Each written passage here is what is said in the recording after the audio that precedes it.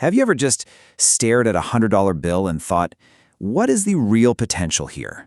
Could this actually become $1,000 or $10,000, maybe even $100,000? Most people will just spend it. A night out, maybe some new shoes, and you can't blame them, because this isn't stuff they teach you in school. Can you imagine if, instead of algebra, we had a class on how to make your money work for you? It's no wonder that getting started with investing feels, well, pretty scary for most people.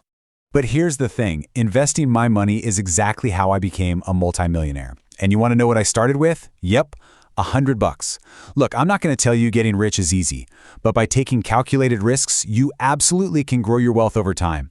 And today, I'm going to show you exactly how to invest that first $100.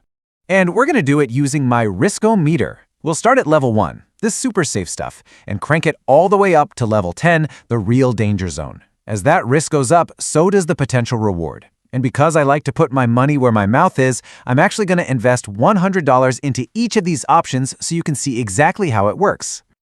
Real quick, before we dive in, just a little disclaimer. I'm a businessman, okay? Not a certified financial advisor. These are the methods that have worked for me over the years. I'm not selling you anything, so you can just sit back and soak it all in. All right, let's get into it. Here is our roadmap. We're going to start by laying a safe foundation, then move into automated wealth builders, kick it up with some active hustles, touch on the high-risk gambles, and finally, figure out your very first move.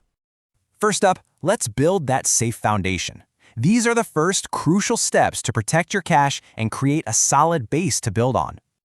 Okay, level 1 on the Risk-O-Meter, a high-interest savings account. Now, I know what you're thinking. I'm not going to get rich off of this, and you're right. But that's not the point. The point is to create an emergency fund. I'll never forget when I bought my first apartment, the hot water heater broke almost immediately. Because I had that fund, I avoided a crazy high-interest payday loan. It's the bedrock of your wealth.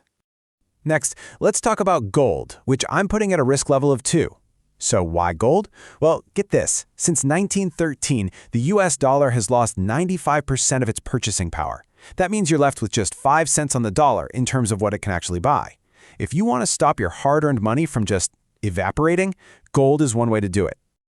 Just look at this. If you just held on to a $100 bill since the year 2000, its value would have gone way down because of inflation. But if you had a little nugget of gold worth $100 back then, today it'd be worth around $580. The piece of metal itself hasn't changed, but the dollar has gotten a whole lot weaker. Okay, our foundation is set. Now let's get into the stuff that really starts to build wealth. These are the automated, set-it-and-forget-it strategies for long-term growth. So at risk level 3, we've got the simple, low-cost index fund. And I want you to just imagine this for a second. What if you took just $100 a month and put it into an index fund that got, say, a pretty average 7% return? After 30 years, you'd be looking at over $123,000. That, my friends, is the absolute magic of compound interest. It's how small, consistent contributions can explode into serious wealth over time. And hey, don't just take my word for it. Warren Buffett himself says it's the most sensible investment for most people.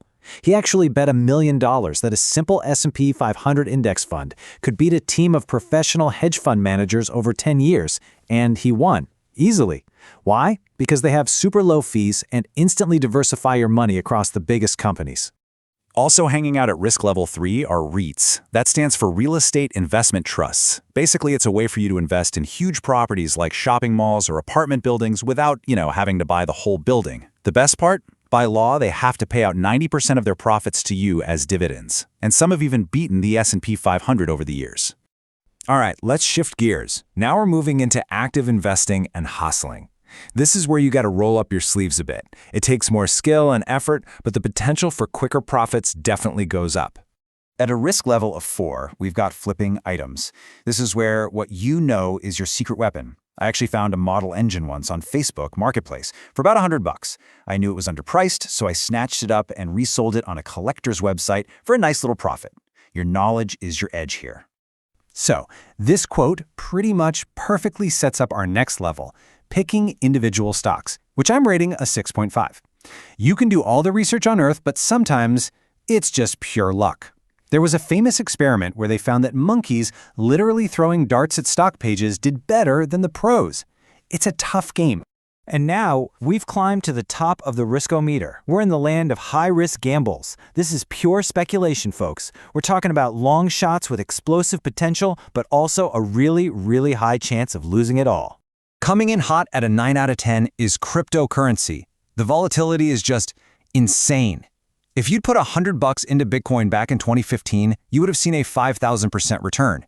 Incredible. But if you bought at the peak in 2017, you would have lost 83% of your money just 1 year later.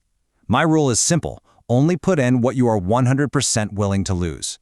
And finally, at a perfect 10 out of 10, we have the lottery. Your odds of hitting the jackpot? Just about 1 in 14 million. To put that in perspective for you, you are 4,000 times more likely to win an Oscar. But hey, just to really drive the point home, I decided to run a little experiment. I took our $100 investment for this level and bought a big ol' stack of scratch cards. I wanted to see what kind of return on investment we could get.